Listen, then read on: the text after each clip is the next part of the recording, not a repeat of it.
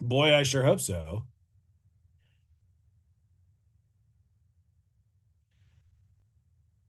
Test one. Uh,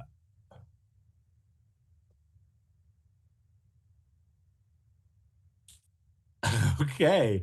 Everyone, Sarah is working on whatever tech issue is making whatever the tech issue that it is happen to stop happening. How's that for a nested clause, baby? We're here. We're doing it live. Twitch.tv/ PYPBB. That's probably what it is. You're killing it. Absolutely uh, killing it. Killing it. I think I should have volume now. One can only hope. Yeah. Okay. Once All I'm right, gonna all right. I'm gonna leave myself a note this time that says you do actually have to switch on OBS. Hey friends, if you're trying to learn the OBS system, on mic/aux for global, you do actually need to select whatever mic you're talking to. Crazy fun facts that you learn. Welcome to A Date with Destiny, and as per always on a Pick Your Poison stream, it's Sarah learns one more thing about running a Twitch stream. Every time without fail. But we're here today for a fun little interview with the incredible Stephen Fisher, who is one of our players, one of our original players from season one back in the day, one of our first dungeon masters, and as I don't know if how many other people call you this, but I refer to you as a living player's handbook because you are a wealth of knowledge about the system D&D, and as we were discussing before this stream launched, apparently a number of other systems as well.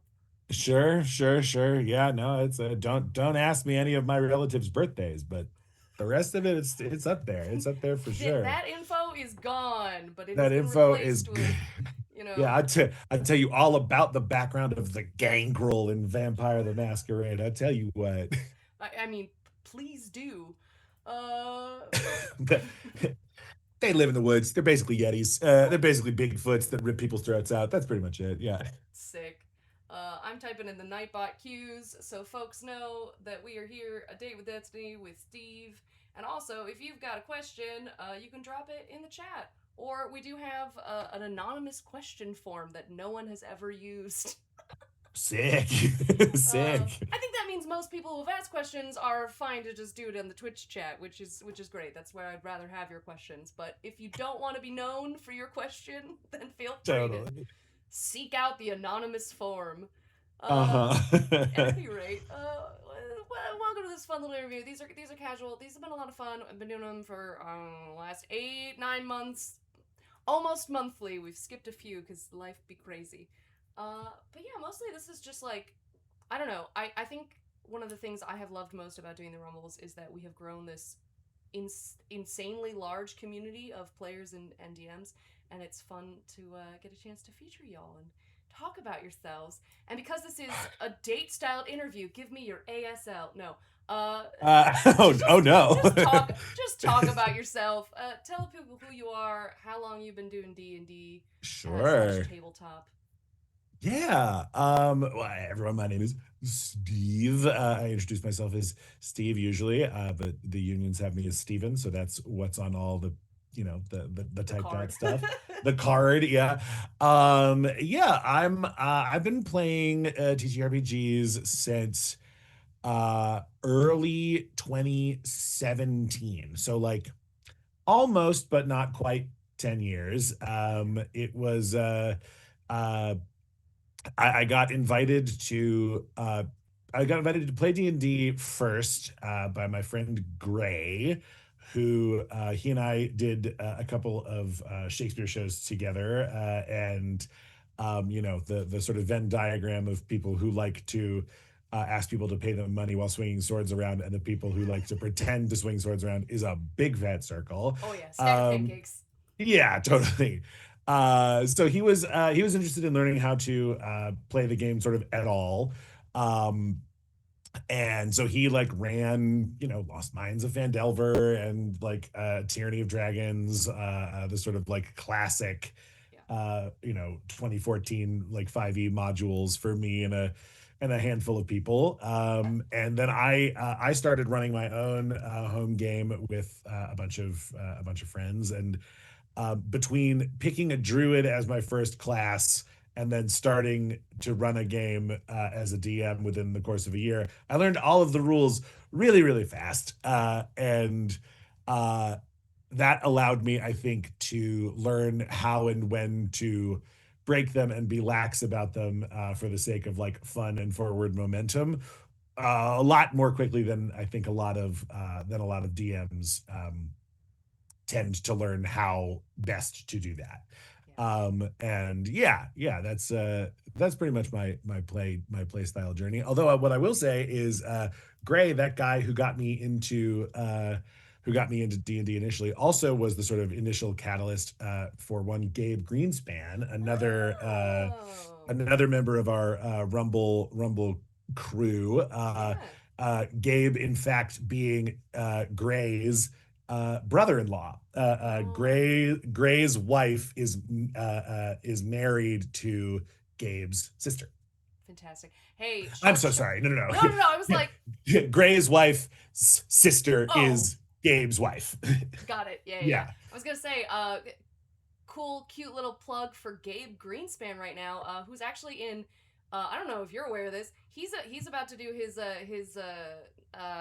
it's like swing, but guaranteed performances of is it Tomb Quest, the Star Kid show? I think that is what it's called. Yes, Yeah, Tomb yeah, yeah. Quest. So Yeah, the Star Kid D&D show. If anyone watching wants to go see Gabe Greenspan, I think he's on this weekend, like the 21st, 22nd.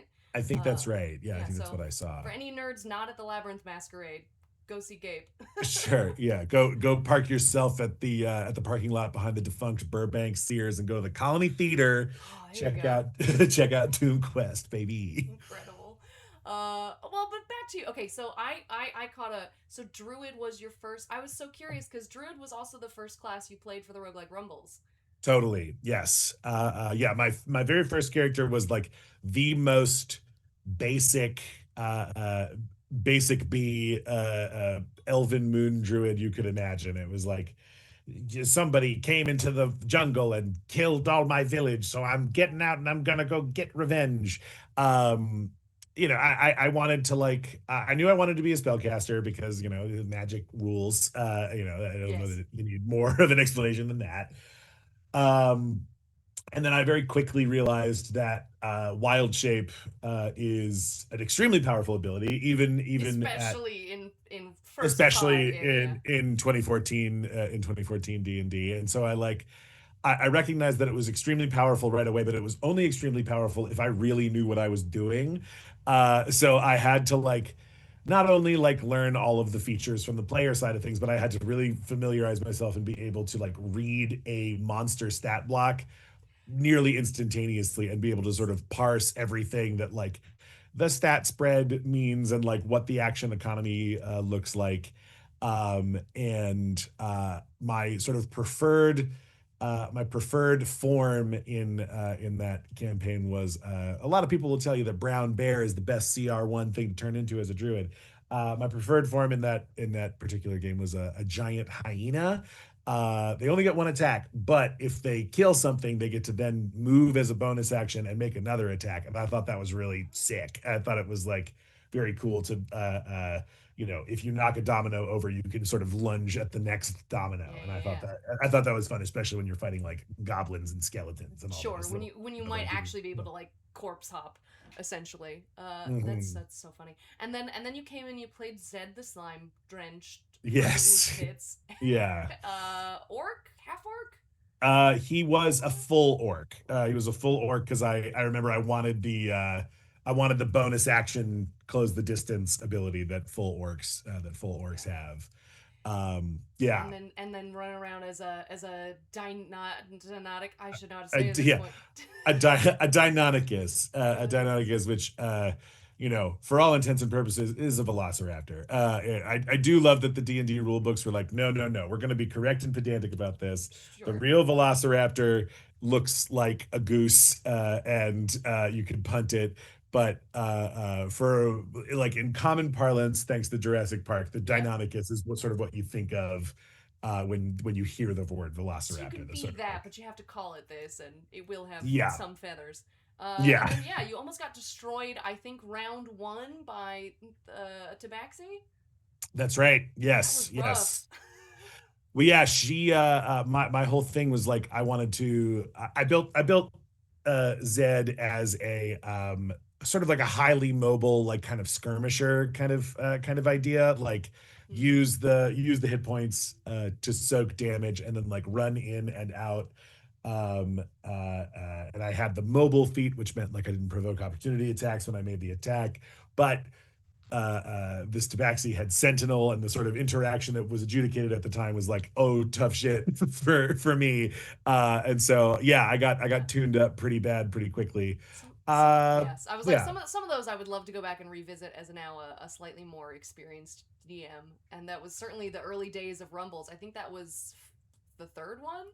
So yeah, it was the second or third one, but I think like even if that adjudication was like rules as written incorrect, I think it was very gratifying for the audience. I definitely remember being like, I'm gonna run in, I'm gonna try to bite you, and then I'm gonna run away, and I have mobile, so you can't do anything about it. And then she just leaned in all sweet, sweet as pie, and just said, I have sentinel, and the whole audience just went nuts. yeah, And I was like, no. So I think when you're creating a sort of live entertainment product, especially one with an audience in the room, like regardless of how the rules go, you have to follow that reaction no matter what. Because D&D it's can true. be slow and boring if you don't follow the fun. That actually gets into a conversation I definitely wanted to have. This is a little earlier than I wanted to have it, but because you are one of the DMs and you've become one of the DMs that, like, for anyone who's been watching Rebels from the beginning, has seen that kind of become a codified group. And we're doing lore with season 5, where it really is just like these DMs were there the whole time. And maybe we'll talk about some of the other ones that have flexed in and out in later seasons, or they'll pop back up or what have you. Um, but having now run probably more Rumbles than almost anyone except me, because Hmm. I think you were one of the earliest ones. Um, what about? Is there something beyond kind of what you said of like sometimes letting the audience emotions filter how you DM? Is there anything specific you find about your DMing style that's different between when you're doing a Rumble versus when you're playing a Mm. home game? Yeah, I mean, totally. I think a home game, the real sort of expectation is, at least at the tables that I have been lucky enough to run, I think the expectation is for a sort of like natural like flow in and flow out of like the moment, for lack of a better term. Yeah, Like um if somebody lands a bit in a home game and everyone falls out laughing, and it reminds somebody of a story that happened at another time that they wanted to, like, there's not there's a certain aspect of a home game that is like, fundamentally we are here to hang out with each other, and like pass an evening together in community. And like I think it's really important in a home game to like allow space for those moments of like, oh, we're just gonna like disengage for like maybe 5 minutes to like share the shoot the story shit. Yeah, or shoot the shit, or find the funny meme that somebody thought of or whatever it is, and then sort of like jump back into the flow of the story. And then when you're running a rumble, or running a like a live stream or an AP or anything like that, like there's a degree to which the people watching like don't know you and don't know the dynamic, and aren't part of the like flow in and out of the social situation that you and your friend group have sort of like created and established both within and without the table in a home game. And so they get kind of like annoyed and bored if you're talking too much about like how much the evil like mages college imprimatur or not imprimatur imperator reminds them of their mean high school math teacher. Like there's not a you have very little runway to like talk about anything that isn't what is happening in the game, and that's okay and that's fine. But I do think that that's like the most significant difference. Interesting. Also, I guess kind of just staying on this track for a little bit. The thing I struggle with the most doing a rumble, Mm, which I think people have some have suffered more the effect of this versus others, but for sure the juggling and ensuring every audience interaction gets to the game table.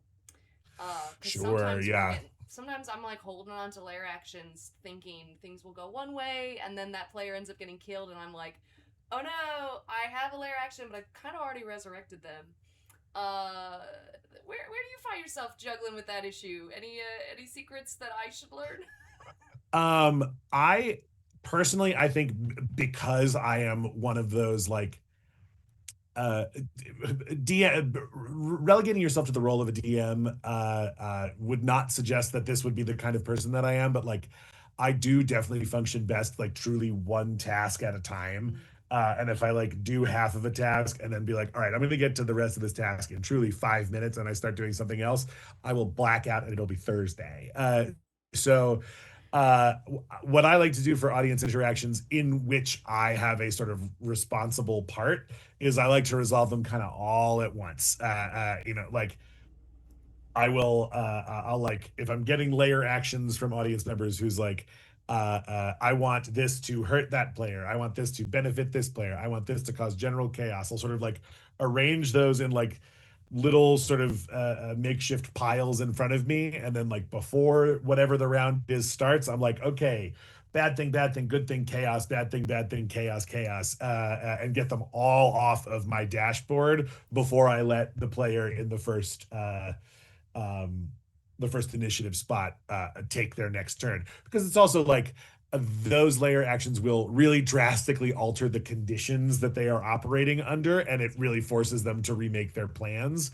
And a lot of the time the layer actions that I will sort of like choose and design to run are like pretty impactful on like positioning and relative health total and stuff.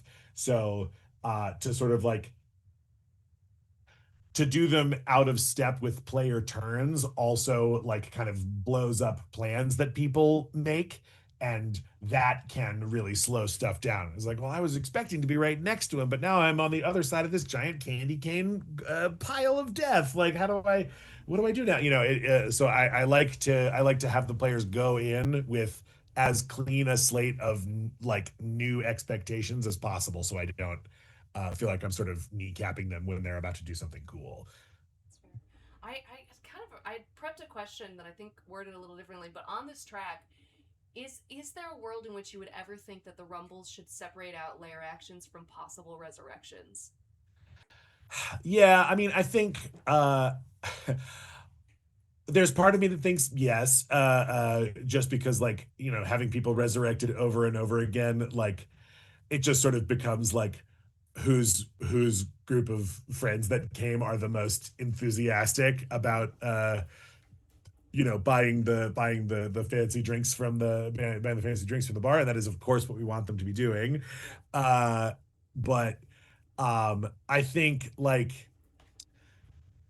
I think maybe it's like each player gets like one resurrection, or each player or like resurrections are like, oh, we got to get like a couple tables together to buy this together because it's like a very significant thing. Like just because uh it's the kind of thing of like if the only thing you can do for a layer action to a downed player is bring them back to life, uh it's it kind of gets boring because we want the layer actions to be like new and different every time.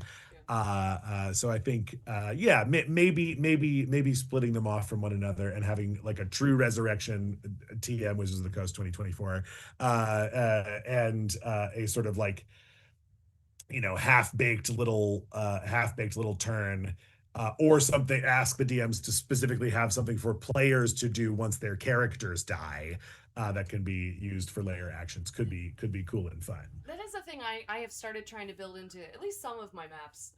Yeah, Is giving dead players something to do.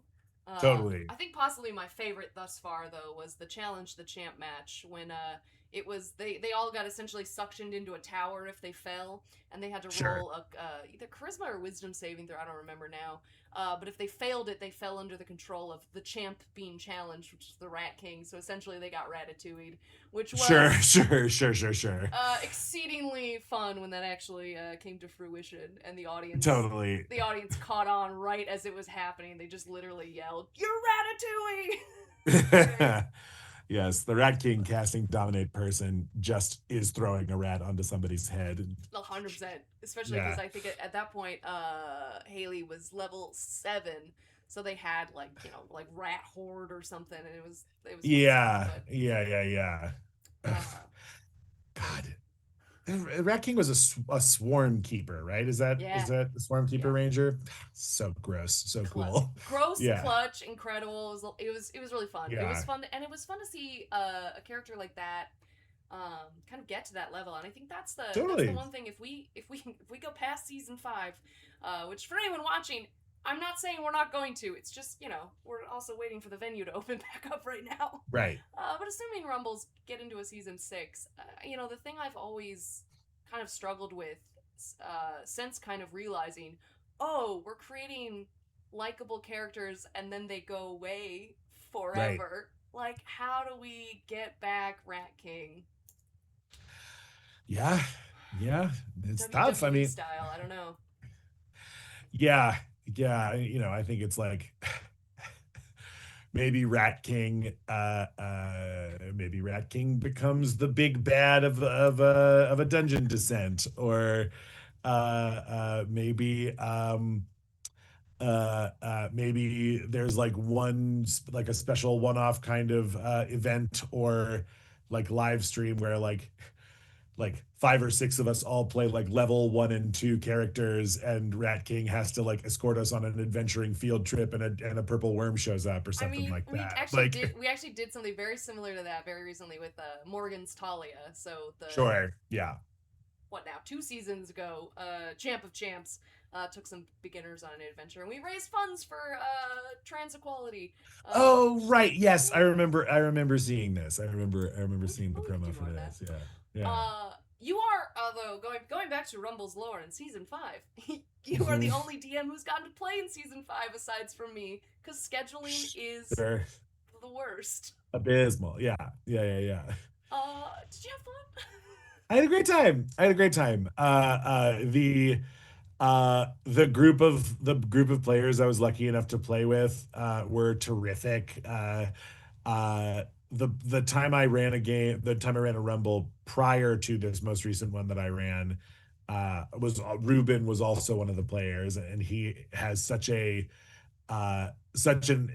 incredible command of the game that uh he's like so easily able to um very clearly execute on the vision that he has for whatever character that he's building, that I like never have to worry about Yeah. like him um sort of slowing the game down, and he can always sort of commit to whatever bit that he's doing so well. And it was a lot of fun. And then our victorious little like Oktoberfest dwarf punch machine like everyone was so delightful to play with, and like everyone interacted with the battlefield in ways that I like sort of hoped and expected that they would, but that I found like fun and interesting. Like, I'm forgetting the character's name,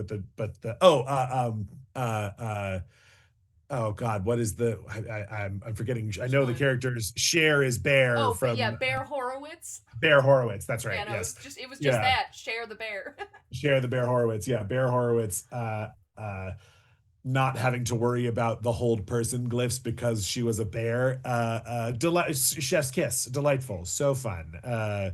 Yeah, it was great. It was a great time, and like even in this sort of like half completed like state that the room found itself in, just because like building out a bar from sort of absolute zero is like a monumental task that John has been taking on with like such impressive gusto and intensity. Like uh even in the state that the bar was in, where like it was not like as ready to go for like general service as you would want it to be, but it did feel like very cool. It felt like getting in the best possible way. It felt like getting a bunch of your friends together in high school and like sneaking onto a construction site to drink beers, like Yes. that kind of a vibe, that kind of an idea. It sort of felt like equal parts kind of like punk rock and soft open, and we had like a great audience, and our like support staff, uh, uh, Beverly and Morgan in their like Rumbles jerseys, like running around and doing the raffle and like sneaking people Modelo's out of a cooler and stuff. It was great. It was so much fun. I'm glad. Yeah, that was a lot Yeah. of fun.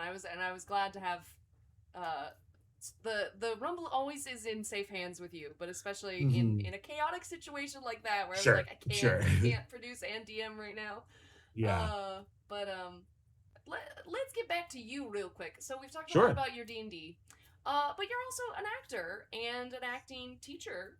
That's true. That's very true. Yes. Talk to me. Um, What made a young talk to me about what it. made a young Steve go, I'm going to be an actor? Um, yeah, I mean, I guess I caught the bug pretty early. You know, in that phase where you're like your parents are trying to like find the thing that you engage with so that they can like leave you there for a couple of hours so they can go buy groceries and stuff. Like when I was a little kid, like I played soccer, but I like didn't love it. And they like brought me to like art class, and like and I didn't love that. But there was a group that met. There was like a children's improv group that met in like the meeting room on the first floor of my apartment building. I lived the first like 7 years of my life in New York City. Oh, okay. I was Um, like, where has a children's improv group?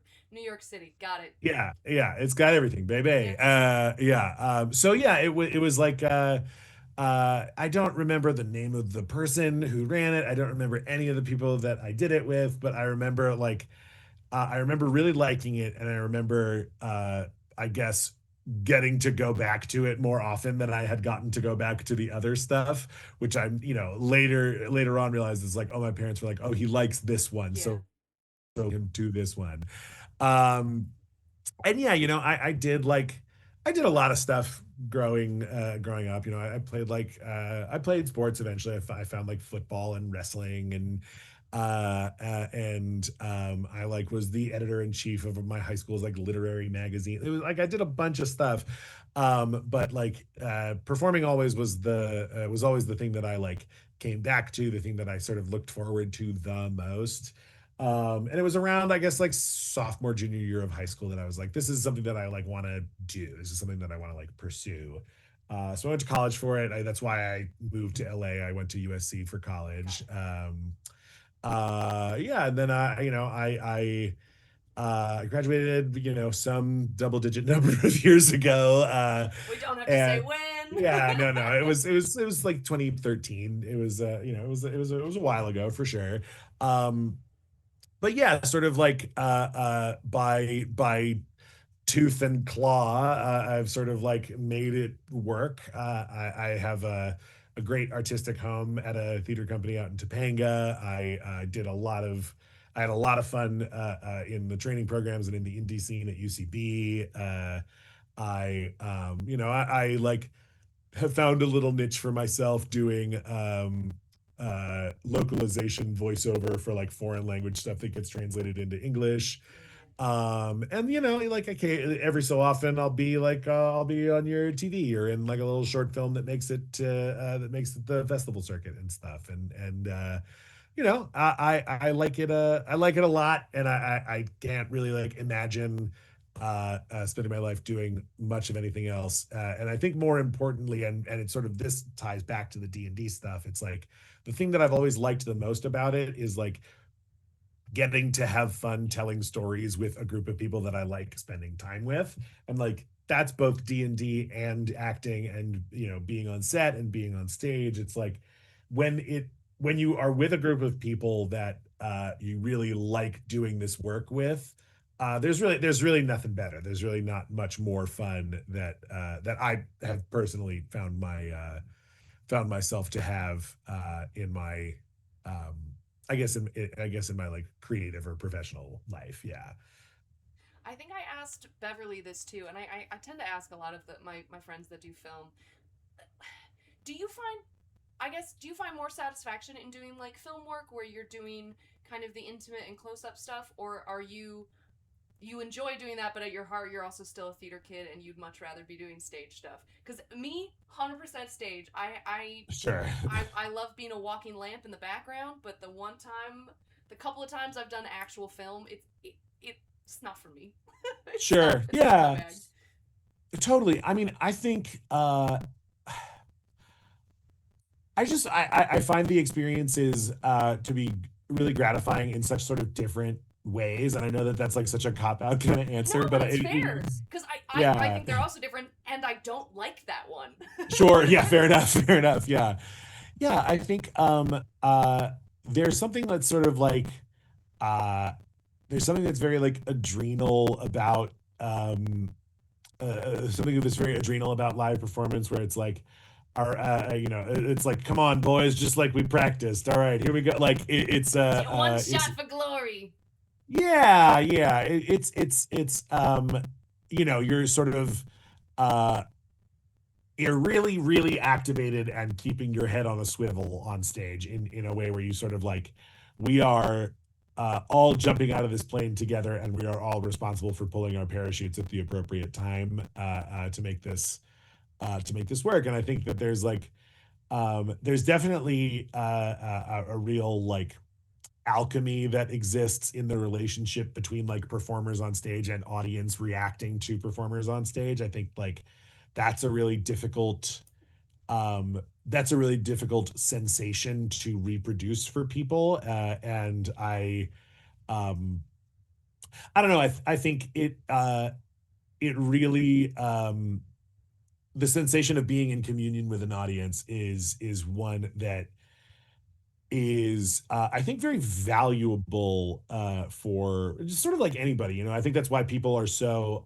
terrified of public speaking, sort of like generally speaking in like the general public tends to be very afraid of public speaking. It's sort of because like, oh, what if I mess it up and a whole room full of people think I'm an idiot? Like Yeah, that's a great and abiding and sort of primal fear that people have, is like being singled out and othered for not doing the thing right.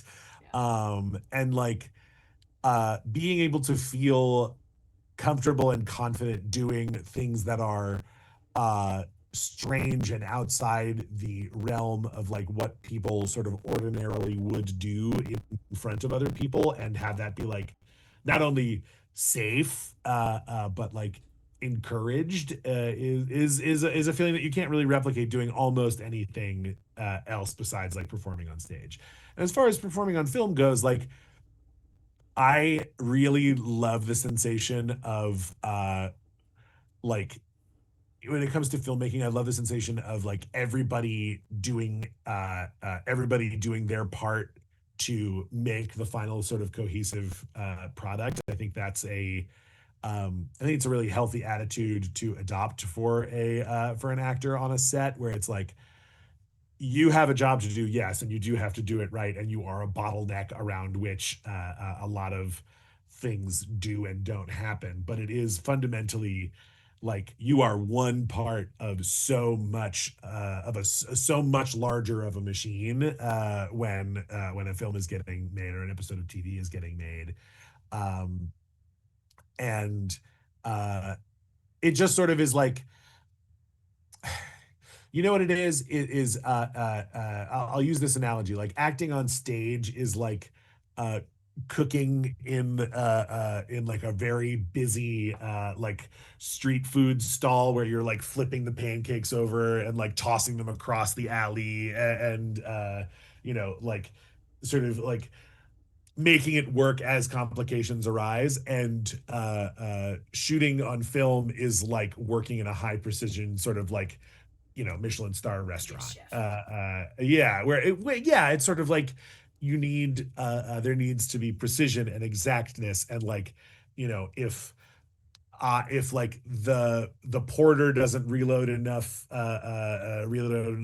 charcoal into this grill, then our charcoal grilled turbot with you know, dill chimichurri is going to be dog shit. And it's like, you know, there's so many moving parts and you're just one part of it, and you need to sort of like surrender to the team ethos in such a significant way. And I really, again, it sort of boils down to like working with a group of people all doing the thing that they like doing in order to reach to the finished product. It's so funny. I feel like you've pinpointed part of why I genuinely love background work. Totally. I've gotten great deal of satisfaction about literally being walking furniture. But yeah, it's something different about the performance of lines with a camera and the repetition and the doing it from multiple Mm. angles is something that just feels stale to me versus which whereas I'm sure people like you would find refreshing the ability to do it take after take and adjust what you're doing and refine and feel exact about it. I'm projecting, but let me know if that's true. Whereas, you know, I No, want to be on yeah, stage and go like ahead. I want to be on stage, do it one way one night, get the reaction of the audience, and then you try it again the next night. I don't know. Yeah, totally. I do think that they are probably a little bit closer to each other than we might sort of initially feel. Like uh I really like the sensation of when you are having to do like the same scene from a bunch of different angles, like knowing what you need to do in order to adjust for how this particular setup needs to Mm, work in order to execute. Like it's sort of like doing it ever so slightly differently every night in order to like elicit a different response. But instead of a response from an audience, you are providing different sort of flavors of raw material for the editors to sort of use at the end of the day. I liken to some of my students, I've come up with a metaphor that I really enjoy, where it's like shooting on set is essentially finding and sourcing the best giant block of marble that you can, and in fact a bunch of different giant blocks of marble that you then give to the director and the editor, who are the guys with the chisels and the brushes and the hammers. huh. Okay. Yeah. No, I love that. Speaking of your students, I don't know how to ask this other than perhaps maybe a bit bluntly, but did you find your way to teaching for economic reasons, uh, and or did you seek it out because you wanted to do it? Because you, I mean, you're such a good DM. I feel like that's got to come from a similar place to being a good teacher. um yeah, I sort of yes, sort of no. I found my way to teaching sort of initially. I got asked to be a TA at a place that I was taking sort of regular weekly acting classes. I was like in the sort of advanced level classes, and I got asked to be a TA for the sort of introductory level classes. um and I said yes, and I just sort of was like, oh, that's, I get like free classes if like I'll get free classes as a student if I am doing this as a teacher or a TA. And then I did that for about a year or so, and then the pandemic happened, and I lost my bartending job, which is sort of just the way that it goes. And then I like coasted on the enhanced unemployment that they were giving everybody who got kicked out of their restaurant jobs for a little bit, which was pretty great. Yeah. The one thing in my life I'll ever be like, hey, Mitch McConnell, good job. But tell us where you are. Rest in piss. Yeah, rest in peace. Um, Yeah, so I did that. I did that for a little while, and then that studio that I was like a TA at, like really started pivoting to an online model as the world was sort of like shut down, and people we were like getting requests for like, hey, if you're teaching on Zoom and I live in Atlanta or Reno or Seattle or Hong Kong, like, can I do this? And we were able to say yes. And so like as demand picked up as a result of that, they brought me on as like a full teacher. And then that school had a relationship with a 2 year college program that I then went and sort of I got a job teaching that school's curriculum at this college program, and I sort of like wheedled my way into like teaching other classes there. Um, uh, and then that college program shuttered last year for managerial reasons that I believe that I must be sort of like legally discreet about. I've given to understand. Um, Fair. yeah. Safe to say I was not the reasons I was given as to why it had to close were not intellectually satisfactory to me. Mm. All of which is to say, ugh. But then myself and a couple of my coworkers um, you sort of, you know, that thing at work where you're like, if I was in charge of this place, ooh, we'd do stuff Mm-hmm. differently. We are now endeavoring to, ooh, we'll do stuff differently. So we've started a training facility. We have two black box spaces in North Hollywood. We've started our flagship program for the start of everything is a a year-long professional incubator program where people who have like gone to theater school and like know the craft a bit but are like need to like get their headshots together and learn their like Hollywood casting archetypes and like get footage and establish a community and do stuff after moving to LA. That's sort of the idea. It's like a professional Very incubator cool. that lasts a year. We are just about to wrap up year one of that, and we're auditioning for year two right now, which is great. And we eventually hope to sort of expand to be a larger and larger operation and sort of like fill the void that the school that we got abandoned by left vacuous for us. That's really And the cool one, though.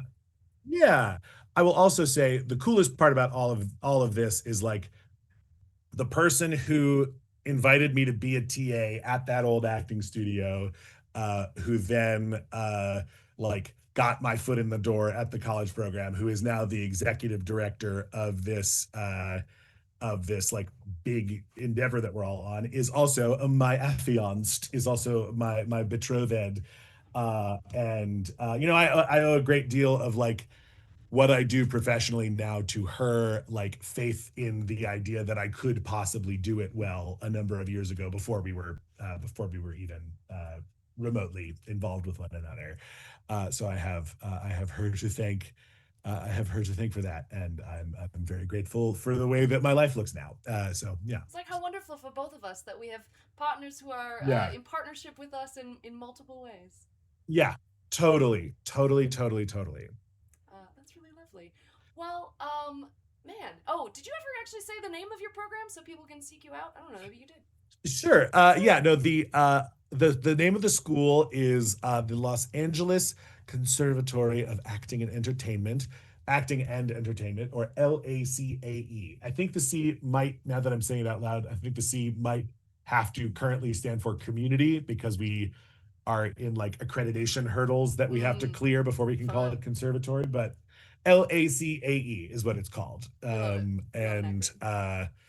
yeah, it's we also have rent out our black box theater space. So if you ever want to like rent out a black box for a production or a film rental or anything like that, you know, hit us up because I'm also Very the cool. rentals coordinator over there. So let me know. Let me know. I'll be happy to. I'll be happy to help Trust me, you I out. would have Yeah, taken you up on that if it would have worked, but I've got such a select date that I'm looking for.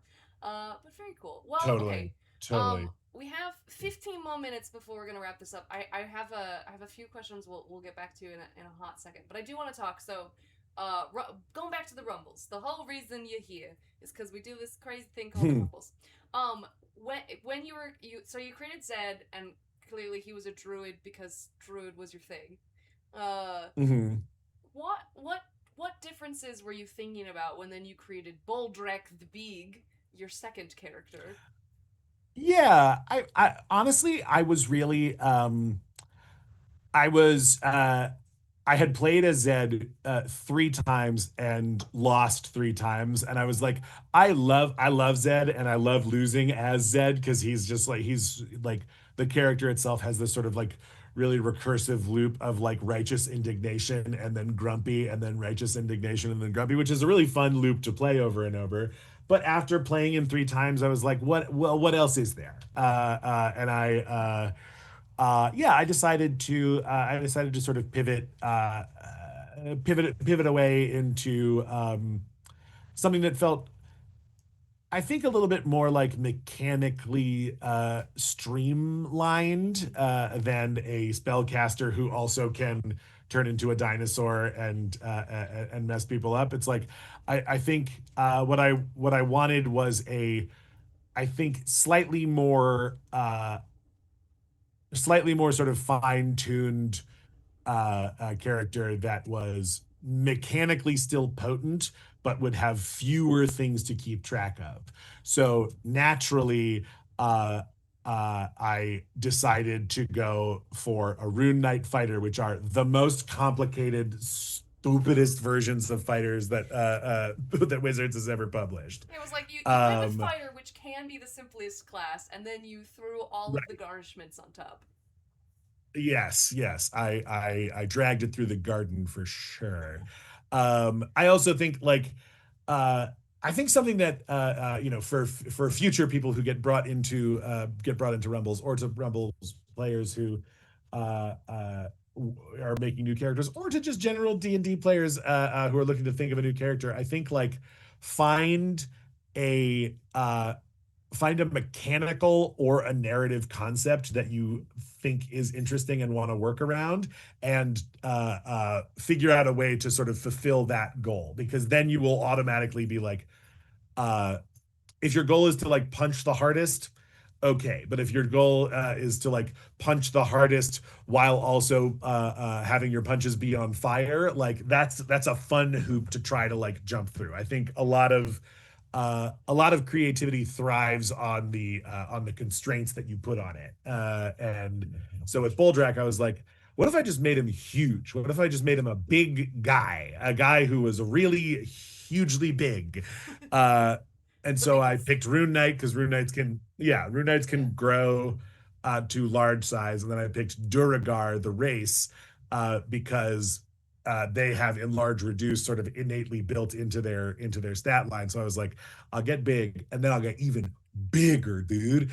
And I'll tell you what, initially, because I had initially forgotten that we have a sort of kibosh on flying races.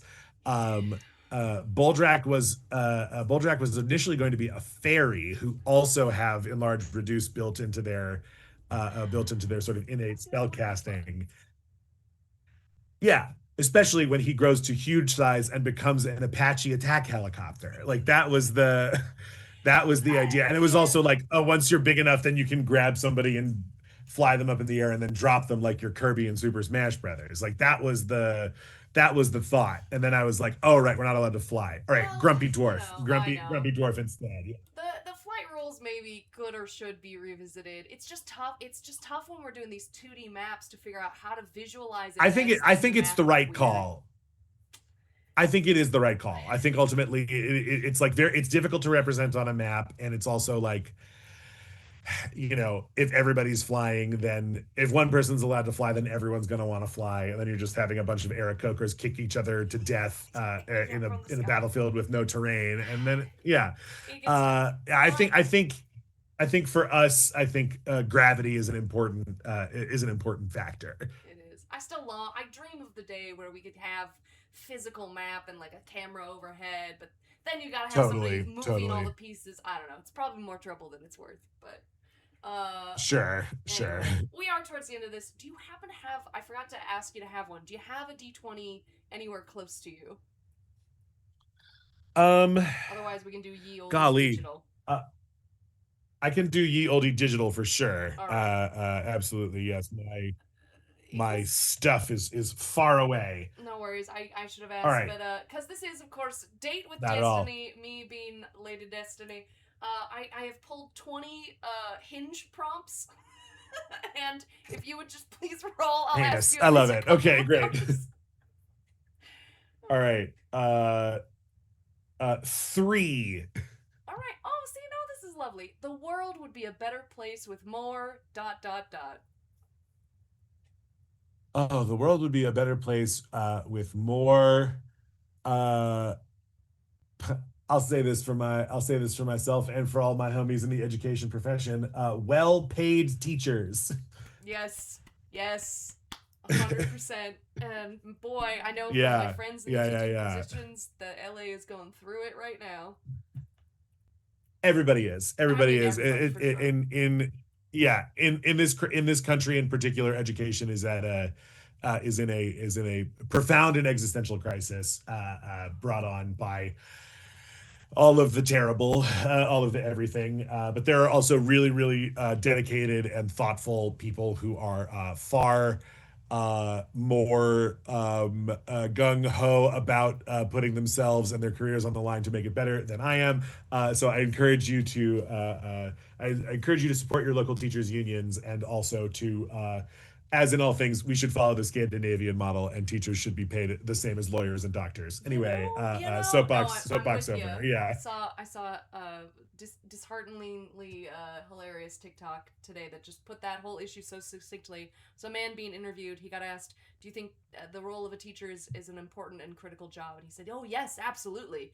And he's like, "Well, so you do know that they're like some of the lowest paid?" And he's like, "Well, that's their problem." It's like, oh, dude. So you're Mm-mm.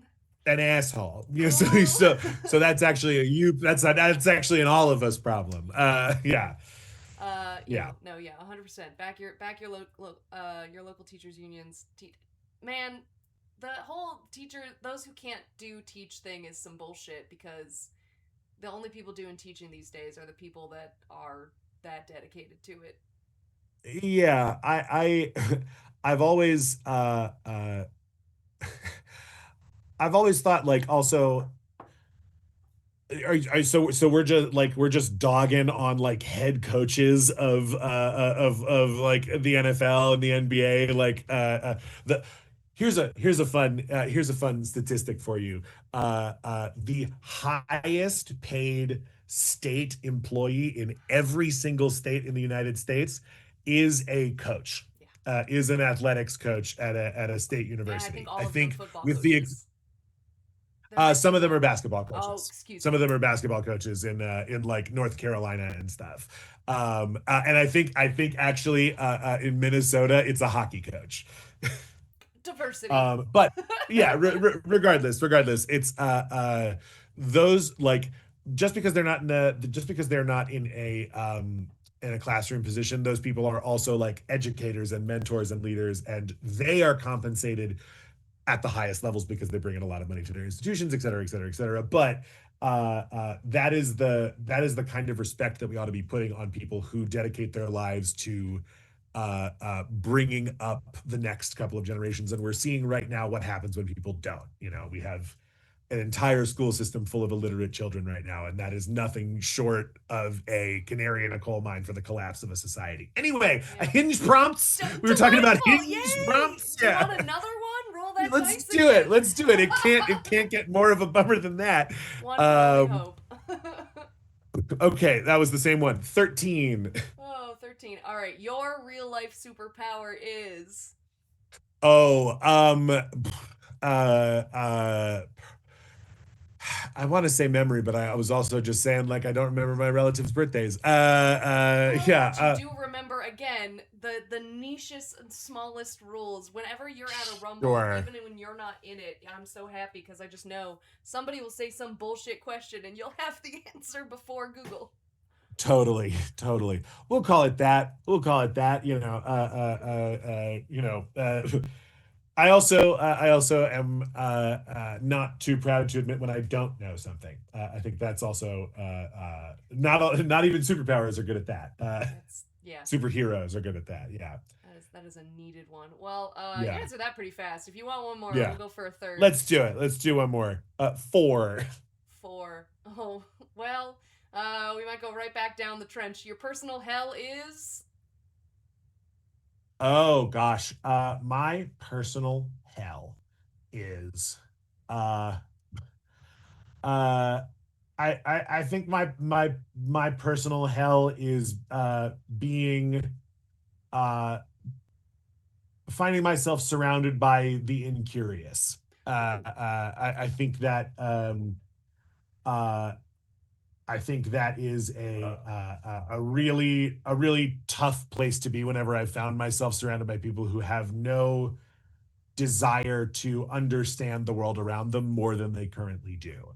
That's how Um, it is. one of the most I think one of the most important like quotes I've ever encountered in my life was by Bill Nye the Science Guy, actually. And I forget what the context was that I saw it or somewhere, but I think he said, I think it was him who said, every single person you are ever going to meet in your entire life knows something that you don't. And I think that that is like a very, very, very, very, very important thing to recognize and really kind of like uh it sort of gives me the same feeling as like the Carl Sagan pale blue dot idea of like we are all fundamentally more similar than we are different, and the only people who uh choose not to see that are people for whom there is a good selfish motivation to keep people from understanding that, or people who are so convinced that they have it right that they shut off any new input, and I think that those are both very dangerous people to find yourself around.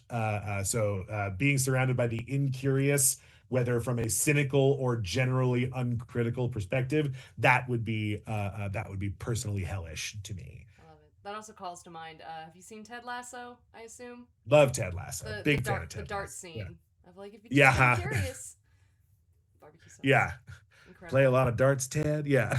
Yeah, no, I love that. And it's so funny because I was gonna follow that up with, well, what would your personal heaven be? Because without getting into anyone's theology, I don't know or care, but Sure. Right. you know, Totally. my dream world is at the end of all of this. I get to go to a big library and ask whatever question I want, and just have all the I want the answers. I Mm, want to know what's at the bottom of the ocean without going there. You know, that's my little dream world. totally. Yeah. Yeah. I think like I think it's probably something along those lines. I think it's a maybe embodied, maybe disembodied awareness or capacity to become aware of all knowledge, all perspectives, and uh, uh, all experiences. I think that that resonates as heaven a lot. There's a short story, the name of which I don't remember, and it's really gonna bug me. So you know, if you're in the chat, look it up. But it's this really beautiful short story about this guy basically wakes up having died. He wakes up in a sort of version of the afterlife, and there is like somebody there to guide him, some sort of uh, oh, hierophant isn't the word, but I don't remember what the word is right now, so we don't need to worry Being, about it. yeah. Yeah, a guiding being of some sort. And he basically asks this sort of guiding being like, "Oh, what's next? What's after?" And the guiding being basically explains to him that he's going to go and be reincarnated. And he's like, "Oh, okay. Well, then what happens after that?" He's like, "Once you've done all of it, then you get to move on." And so it's like this being who has woken up dead and desperately wants to know what there is after has it explained to him that there is only all of us uh, together experiencing ourselves. I And believe it's that like, is yeah, Andy Weir's The Egg. that sounds right. That Yeah, sounds right. Andy, where's the egg? because I it's was just talking about how people need to be more literate, so thank you so much. you're welcome. It's Yeah, one of my favorites, and that's why it comes yeah, to mind. Yeah. And also because I love Andy Weir. Yeah. Speaking of a curious person, no, that's a great, Yeah, yeah, that's a totally. great short story, and I love it. Well, Yeah. friends, concept for your next D&D game: you're playing out the narrative of the egg, and your players just keep getting reincarnated. They're all the same character. That's what I'm living with. Or they get reincarnated as each other. There you go. There you go. Yes. There you go. Ooh, we're Yes. into it. All right. Next on Pick Your Poisons channel. No, this has been absolutely Yes. delightful. The unbearable lightness of being. Oh Yeah. God, the role playing. Yeah. Uh, spectacular. No, this has been a true delight. Thank you for making time for this. 100%. This was great. Wonderful. Friends, I don't think I said at the beginning, for those of you watching this either live or watching it back later, as this will eventually live on our YouTube forever. I don't think I said at the top, I'm Sarah Drenesk. I've been your host. I'm also known as Lady Destiny. I run the Rumbles. And I've been joined here today by the absolutely incredible Stephen Fisher, who is one of our earliest players and now one of our small cohort of the Synod of Sorcerers, our dungeon masters extraordinaire. Uh, Graphics, yeah, graphics, yeah, graphics. yeah. In the new title sequence that we filmed. Yes, there you go. So much glitter I got chastised for. Uh-huh. Uh-huh. Hey, Uh-huh. that glitter probably in the movie Obsession. Ah, you're so right. You're so right. Oh my God, incredible. All right. Anyway, tell people where they can find you next, other than if they sign up for classes, of course. Totally, yes. Please, would love to have you come check out LACAE. I teach there very regularly. I'm for the next couple weeks anyway. I'm in a production of Treasure Island over at Will Gear's Theatrical Botanicum. I'm playing the role made famous by one Fozzie Bear, There you go. Squire Trelawney. There you go, Waka Waka. And I can be found at Steve underscore C underscore fish on Instagram, where I mostly am a lurker. All right. We'll catch you next time. Yeah, Yeah, thanks. wonderful. Thank you for having me, Sarah. This was So great. glad to have you. Thanks to everyone who was watching. And they're what's next for Pick Your Poison? We're doing our first ever pub sing at Idle Hour on August 30th. That's a Sunday. So if you like nerdy music and comedy, please come out for that. And we wait expectantly for the news of when the Roguelike Tavern will be open again. So keep your eye on their socials and ours to find out when the Rumbles will return. But in the meantime, thanks for being here and have a great night. Good night.